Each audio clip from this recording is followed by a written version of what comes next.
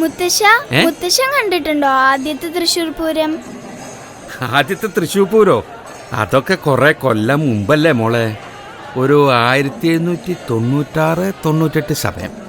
അന്ന് തൃശ്ശൂരിൽ നിന്നും കുറേ ദേശങ്ങൾ ആറാട്ടുപുഴ പൂരത്തിന് പങ്കെടുക്കാൻ പുറപ്പെട്ടു. പക്ഷേ ആരും ഒട്ടും പ്രതീക്ഷിക്കാത്ത നേരത്ത് ഒരു ഭയങ്കര മഴ.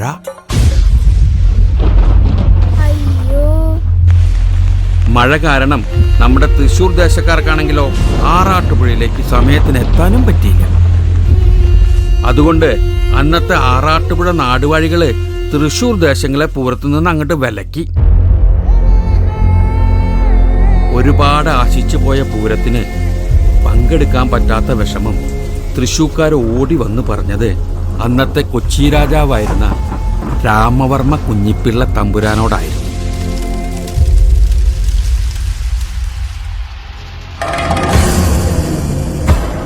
ഈ രാമവർമ്മ തമ്പുരാനെ വേറൊരു പേര് കൂടിയുണ്ട്, ശക്തൻ തമ്പുരാൻ.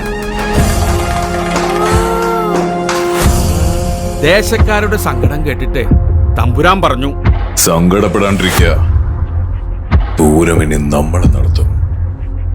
ഈ ലോകം മുഴുവൻ പൂരം കാണാൻ ഇനി നമ്മുടെ മണ്ണിൽ വരും.